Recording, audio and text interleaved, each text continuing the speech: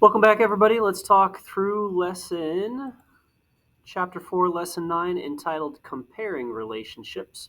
We're going to start with a power up activity and move into warm up and then get into our goals for the day. Now, pause anytime you need. That's the beautiful part about watching videos. Pause, rewind. If you need to rewatch something again, fast forward if you need to. Power up says recall that if a table is modeling a proportional relationship, each ratio of y to x from the table is the same value, called the constant of proportionality. Couple questions here. What is that constant of proportionality when examining the first two columns? If the table is proportional, what is the value that is missing? And last but not least, write an equation in the form of y equals k times x. So again, don't forget, when we're talking about slope, when we're talking about constant of proportionality, when we're talking about constant rate of change, we often look at the rise versus the run, not the x versus the y to x ratio. So for the first column, 5 to 1. For the second column, 15 to 3. Are these in fact equal? Well, as a matter of fact, they are. Go ahead and reduce 15 to 3, and you get 5 to 1 as well. While you're welcome to write 5 to 1, you can also write 5 wholes. If the table is a proportional relationship, what is that missing value? So for instance, I can set up a new ratio, but be careful with this. After all, 5 is the x term, the run. We would like to know what the y term is. And naturally, 1 times 5, 5 times 5, you figured that out already. In fact, for all of these, if you multiply the x quantity by 5, you'll get that y quantity. So, missing piece in this case, if the table is in fact proportional, must be 25. Last but not least, write an equation in the form of y is equal to k times x. Remember, that all starts with the usual y to x, 5 to 1. And if you want to eliminate that divided by x, keep that equation fair and balanced, which means any number divided by itself is 1, not that you have to write the 1. Therefore, the equation y is equal to 5 over 1 times x. Yes, you're welcome to write 5 wholes times x if you wish. Onward we go, exploring how to compare relationships. Our goal, let us explore how linear relationships are different from other relationships. Again, if you need to fast forward through this, if you know how to do it, go ahead, pause, do it, and then come back. We're going to go ahead and talk about diagonals. Now, remember, definition of diagonal when it comes to polygons is starting from one vertex, a line segment extending to another vertex that is not adjacent. In other words, this is not a diagonal because it's actually adjacent and therefore it's one of the exterior edges of the polygon. So, if I start with a triangle, pick any vertex, you'll notice there's no way to draw a diagonal. In fact, a triangle has no diagonals at all. Meanwhile, for a quadrilateral, I started in one spot. Let me go ahead and start another spot. There's 2. Is there any other way? And the answer is no. If I start with any other vertex, that's an exterior edge, that's an exterior edge. And therefore, I'm seeing 2 diagonals. Off to the pentagon, let me start from almost 12 o'clock and just go clockwise. Now, obviously that first one, nope, not gonna work. But here's a diagonal, that's 1. There's a diagonal, that's 2. Start from another one. There's a diagonal, that's 3. There's a diagonal, that's 4. Start from another vertex. Now wait a second, we already have this one, Mr. Allen, so go over here. That's 5. And if I go anywhere else, already have both of those covered. Already have both of those covered. Therefore, we found all 5 already. I'm going to skip hexagon, go on to heptagon. And again, I'll start near 12 o'clock. You can't go the adjacent vertex, so let's go 1, 2, 3, 4. Start with the next one. 5, 6, 7, 8. On to the next one. 9, 10, 11. We already have that one covered. So 9, 10, 11. Next one, 12, 13. Got that one covered. Got that one covered. 12 and 13. Now, to be honest, there might only be one left. Let me get a orange idea. Starting at this one. That's what I'm seeing. Oh, we already got that one covered. We already got that one covered. We already got that one covered. In fact, I don't know if you noticed, but each vertex seems to have 4 diagonals coming out of it. Just make sure you don't count some of those diagonals twice, right? Oh, I went this way, didn't do that. All right, so unless I have miscounted, I've counted 14. Now I'm going to ask you to pause the video, go on to the hexagon, and come back when you are ready. Now that you're back, 1, 2, 3, 4, 5, 6, 7, 8, already got that one. 9, already got that one. And it looks like each of those vertices has 3 of them coming out. So if I counted correctly, without double counting, there should be 9. Question here. Could the relationship between the number of sides of a polygon and the number of diagonals be linear? So yes or no? Don't forget to explain.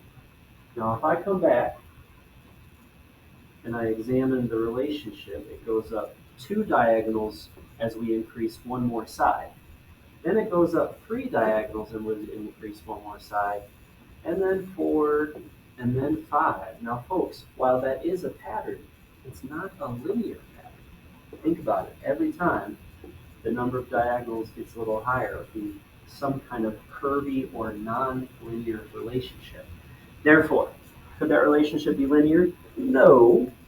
Why? Because there is no constant rate of change. And that's what we've been talking about, folks. So again, if you need to pause, rewind, watch that again, keep that in mind, constant rate of change. I'm going to skip the homework review. A reminder for your vocabulary, you may pause the video, look at each one of these words. What do they mean? How are they in relationship to each other? Come on back when you're ready. All right, activity 1, we're in page 428 of your textbook, folks.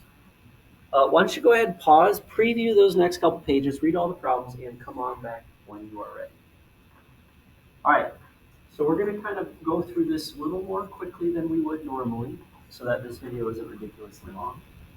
For each prism, determine, there's the action word, what? Length of each edge, then determine the sum of the lengths and record your responses. So I'm going to go to the next page and make these a little bigger. Let's start from the bottom, shall we? I see 3 and 4, which means there's another 3 and another 4 back there. It would appear that the bottom part, the bottom face, would have 3 and 4 is 7, and 3 is 10, and 4 is 14 units. Now guess what? If I looked at the top, I'm going to see the exact same. After all, we got 3 and 4 and a 3 back there and a 4 back there. So 3, 4, 3, 4, if we add up the sum of those edge lengths, those are also going to be 14 units. Now let's finally look at the connectors. If that's a 1, that's a 1, and that's a 1, and I guess there would be an extra 1 back there. So if I look at the middle and I add all those up, 1 and 2 and 3 and 4. Wrap it on up. 14 is 28 plus another 4, unless I'm mistaken, is going to be 32.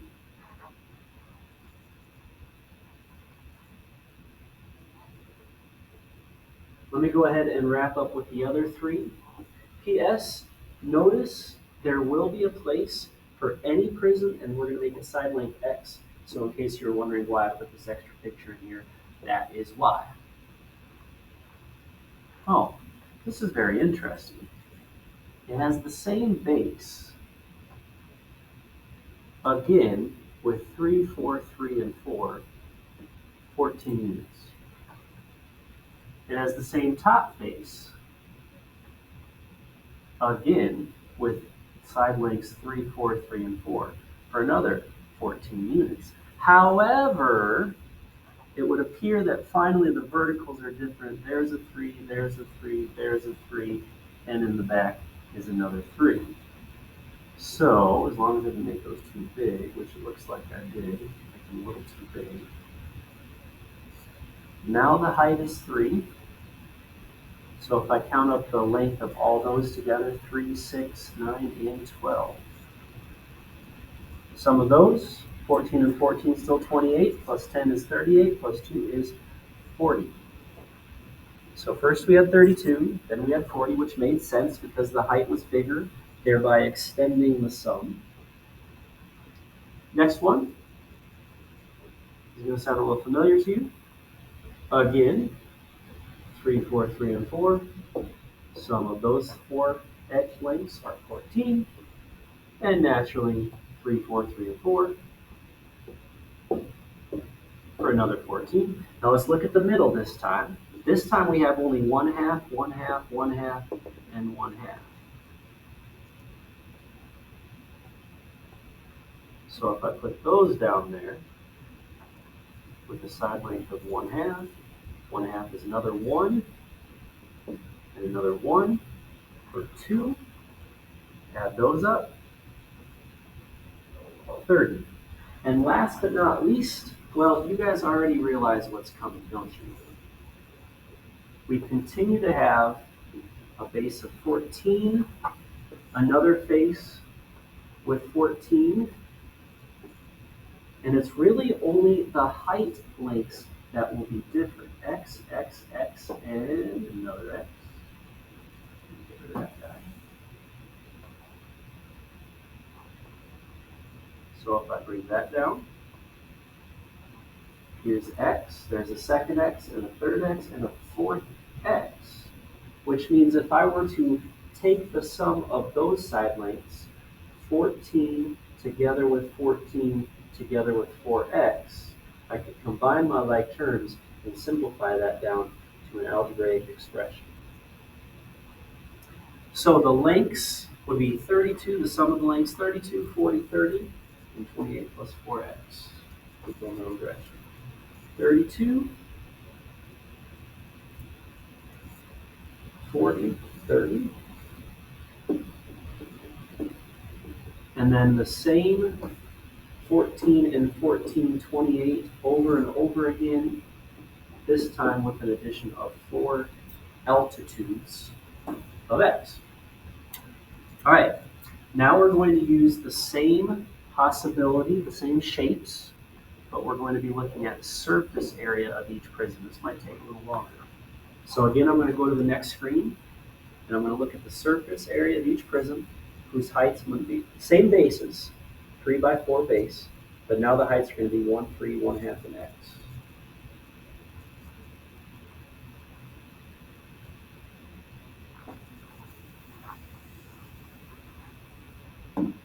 Now, surface area, to remind you, is going to be the sum of all faces. You can either draw a net. A net would be something along these lines, or you can simply add all the faces together, which is what I'll do.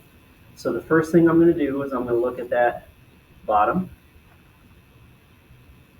and if it's 3 by 4, and I multiply the length times the width to find the area, perhaps you won't be surprised that there's an area of 12 square units on the bottom.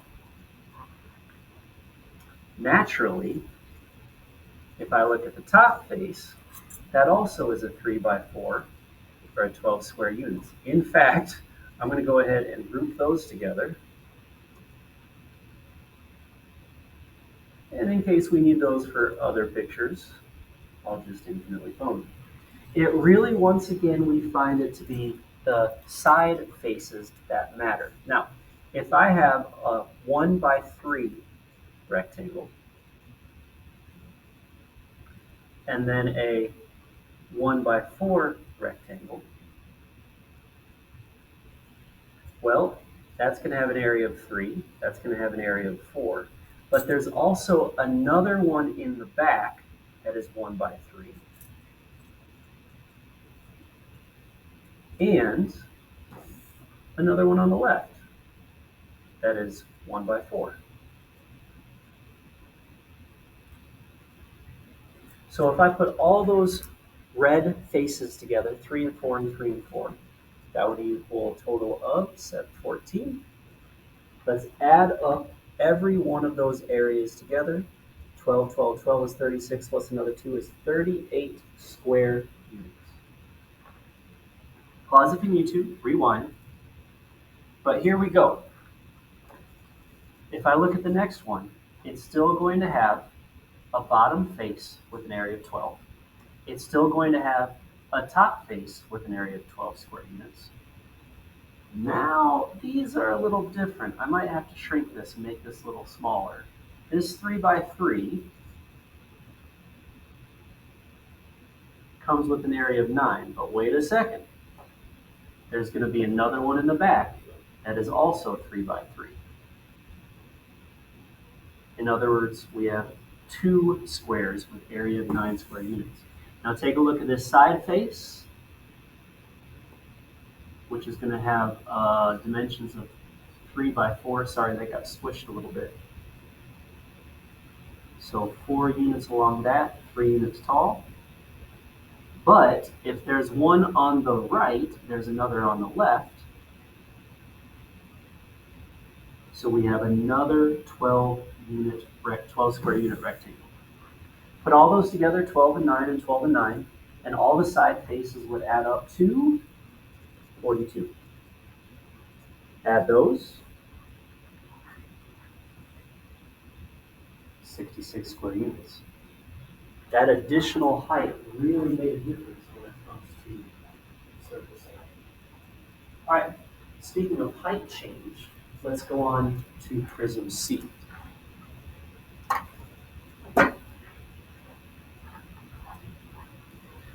You won't be surprised. Bottom face, 3x4, 12 units. Top face, 3x4, 12 units. But it's really those side faces that we need to take into account. 1/2 by 3. Interesting. 1/2 tall, 3 wide. Multiply the length times the width. And don't forget, if there's one in the front, there's also one in the back. So we have 2 of them. Then let's take a look at this side face, 4 by 1/2, which would have an area of 2. But naturally, if there's a side face on the right, there's also a matching, or should I say congruent, side face on the left. Add all those up, 1.5 and 1.5 make 3, 3 and 4 make 7. Now let's go ahead and add 12 and 7 and 12. 31 square units. Last but not least, we have the mysterious X altitude, but the one thing that's not mysterious is the bottom face with an area of 12, the top face also with an area of 12. So let's just examine what this middle X does to it. We have a 3 by X rectangle. Length is 3, height is X, which means if I multiply those, we have 3x, but wait a second. There's another 3x in the front and the back.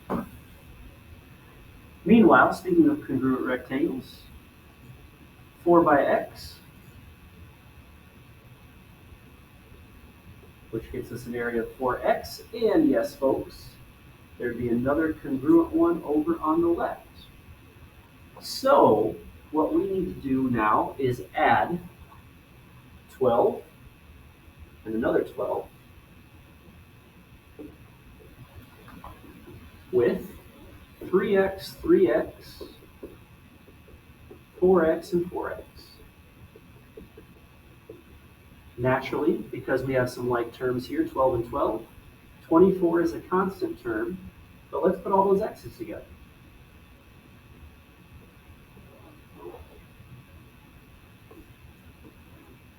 So I'm going to take this, I'm going to copy it onto my table, 38, 66, 31, and 24 plus 14x.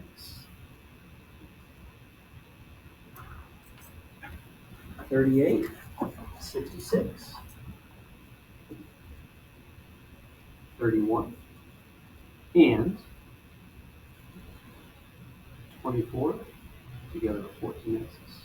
All right, folks, there's one more. If you need to pause and rewind and look at how all those surface areas are found, please continue to do so. Meanwhile, the rest of us will go on to, naturally, we did one-dimensional lengths, we did two-dimensional areas. What's left? Three-dimensional volumes. We're going to look for the volume of each. Now, to find the volume of any prism, y'all, we go ahead, we find the area of that base, which in this case, 3 by 4 or 12. And then what do? We stack them up. We stack them up and up and up times the height. So to find the volume of any three-dimensional prism, we take the, well, I guess I could say the length and the width and multiply it by the height. Perhaps you've heard that formula before. So prism A, length times width times height. I suppose you could say 3 by 4, you could say 4 by 3, but notice that multiplication is commutative. You could change the area. 3 times 4 times 1 is the same as 3 times 1 times 4 is the same as 4 times 3 times 1. They all have a volume of 12 cubic units. Onward to prism B, where we have a length of 3, a width of 4, and this time the height is 3. 3 times 4 is 12. 12 times 3 is 36. But again, you could do it differently. You could do it 3 times 3 is 9, and 9 times 4 is 36. Multiplication being commutative, you can change the order, get the same one. Prism C, we have 3 times 4, once again, times 1/2. 3 times 4 is 12. Half of 12 is 6. What about this guy? Length of 3, width of 4, height of, well, the height's not quite known. But I can still simplify and call this a volume of 12x units. Now, to wrap up a fairly long activity 1, the question says, consider all these relationships. Consider the relationship between the height and the total edge length, height and surface area, height and volume. Are these relationships linear? Yes or no?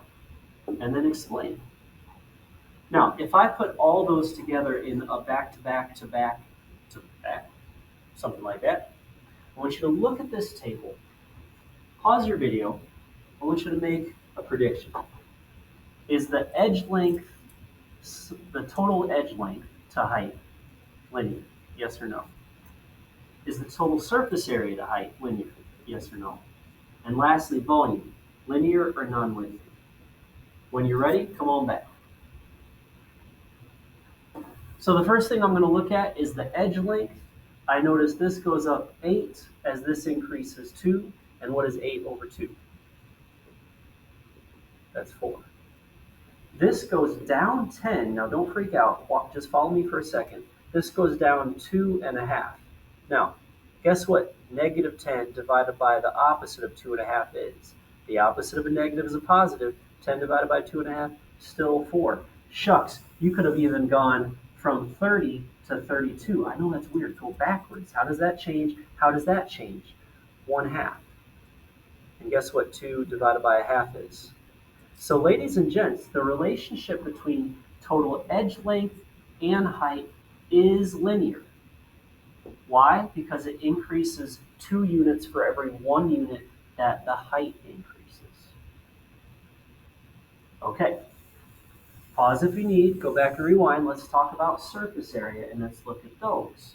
From 38 to 66 goes up 38, 48, 58, 28. Oh, I didn't even need to erase these guys, did I? I'm still going to go up 2. I'm still going to go down 2.5, all right? So the first relationship we have, it increased 28 square units for every 2 units that the height increased. What about 66 down to 31. That's weird. Goes down 35. But wait a second. What if I divide those out? 28 split into two parts, 14. The opposite of a negative, a positive. Guess what 35 split into 2.5 parts is? You guessed it. So, the relationship of surface area to the height is also linear. Now, maybe some of you noticed something so far.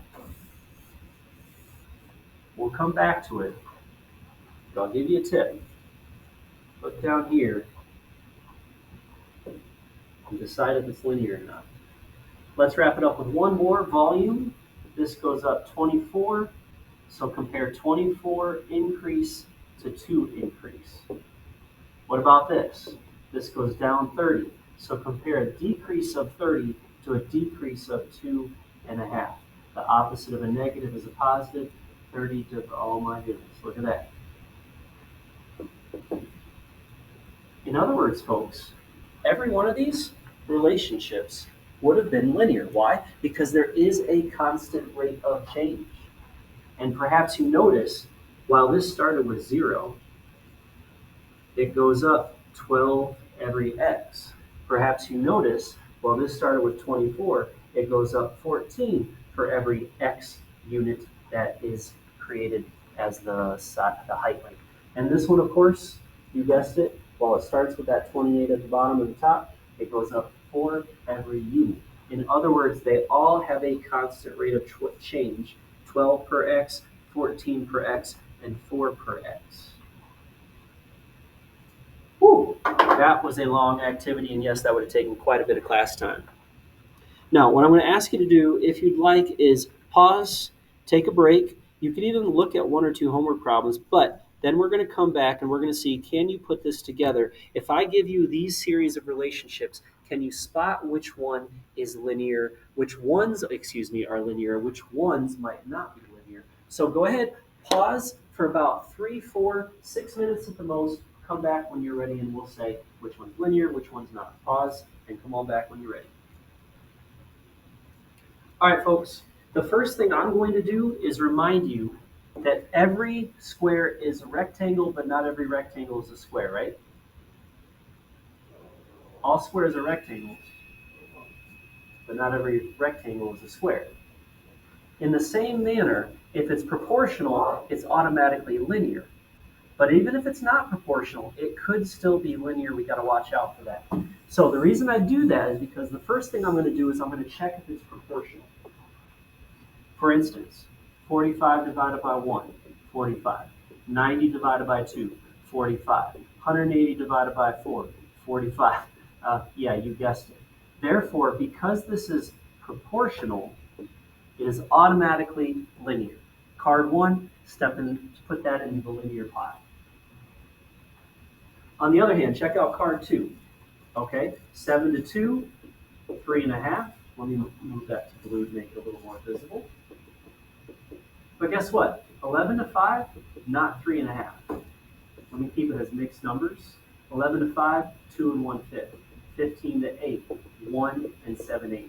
So it's not proportional, but wait a second. Even if it's not proportional, it could still be linear. Let's find out, is there a constant rate of change?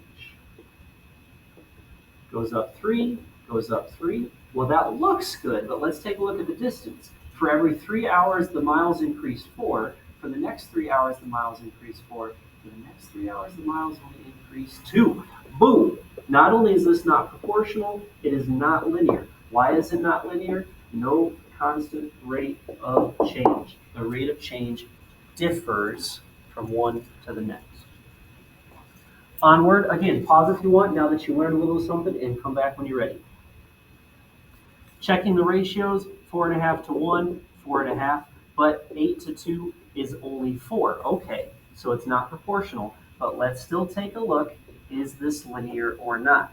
Now, don't just look at one column, because if you look at the time, well, that looks good. Let's look at the plant height. Goes up 3.5 inches as time increased 1 week. The next, the height increased 3.5 as time increased by 1 week. Oh, We'll check this out. So card 3 is linear. It might not be proportional, but there is a linear relationship. Onward to the next one. 2.5 to 1, no big deal. But 3.5 to 1.5, 35 to 15, reduced by 5, 7 to 3. That's 2 1/3. 2 1/3 is not, okay, it's not the same as 2.5. It's not proportional. That's fine. Let's check if it's linear. This goes up a half, and it goes up a whole. This goes up a half, and it goes up a whole. This goes up, wait a second. If the first couple of relationships increase 1 for every half, the next relationship increases 2 for every 1. I got news for y'all. That's the same. 1 times 2, a half times 2. In other words, 2 episodes every hour. Number 4 is also linear, ladies and gents.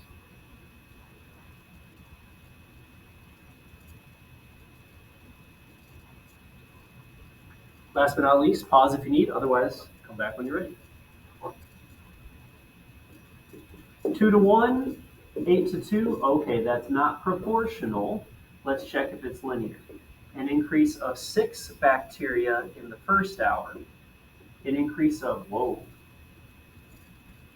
18, 28, 14 in the next hour. Y'all, I can just stop right now. I can tell already it's not going to be linear. Meanwhile, holy cow. 6, 96. Yeah, this one is a no-go, ladies and gents. Not only is it not proportional, it's not linear. Why is it not linear? The rate of change is not constant. Let's check the last one. 3 8/8500ths over 1, 5, nope, excuse me, that's over a half. 5 70 hundredths, $5.70 divided by 1. 1125 divided by 2.5. 1680 divided by 4. Now, forgive me if I didn't mention this, but you are allowed to use a calculator if you wish.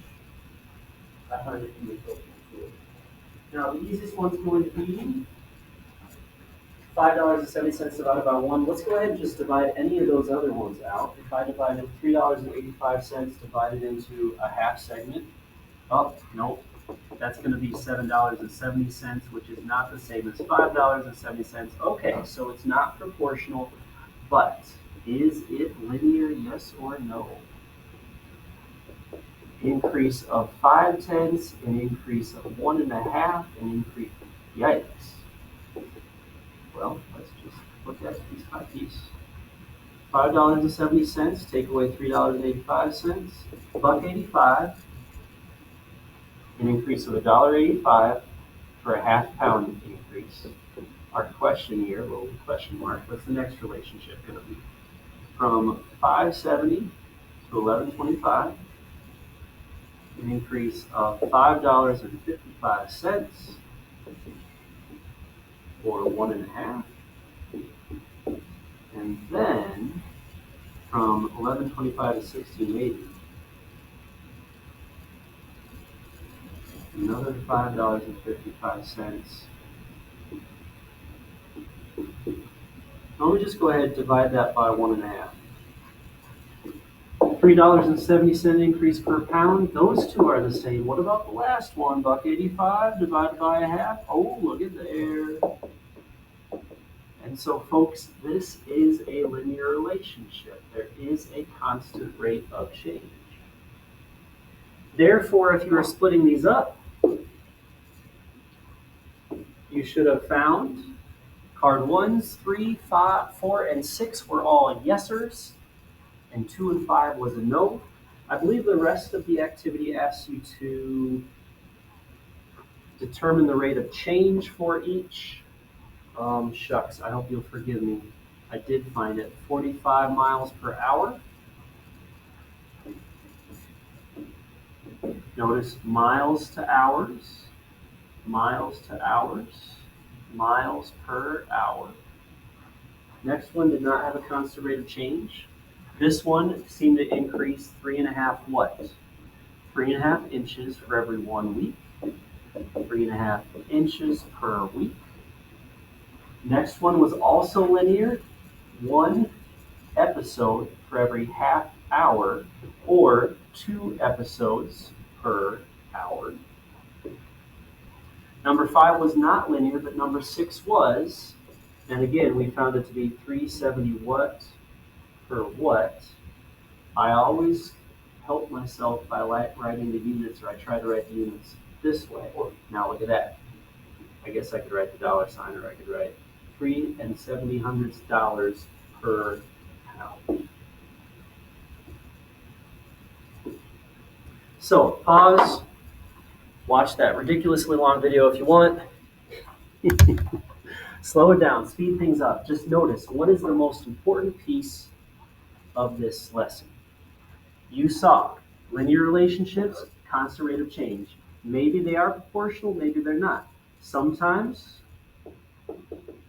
it could be both proportional and linear. Sometimes it is not proportional, but it's still linear. And then, of course, there are times when it is neither proportional nor linear. That, ladies and gents, would be a nonlinear relationship. Now, if you look at these two tables that compare cost of renting a bike versus the time in hours, notice that Bikes R Us, it has a one-time fee and an hour fee. Meadowlands fees are based only on the number of hours. So, interesting. Bikes R Us, increase of $12 every 2 hours, $12 every 2 hours. What is 12 to 2 reduced to? $6 per hour. There is a constant rate of change. Now, it might not be proportional. It has a fee, but still, it's linear. On the other hand, we have here $16 for a change of 2 hours, and then $12 for a change. What the heck is going on? It's a nonlinear relationship, and honestly, you as a customer are saying, well, how much am I going to pay? So that gets much more complicated. That's why most businesses don't do that. Pause, please. Write yourself some notes in, and then you may continue on with the homework assignment, next couple pages, and I look forward to seeing you soon, folks. Let's grow. See ya.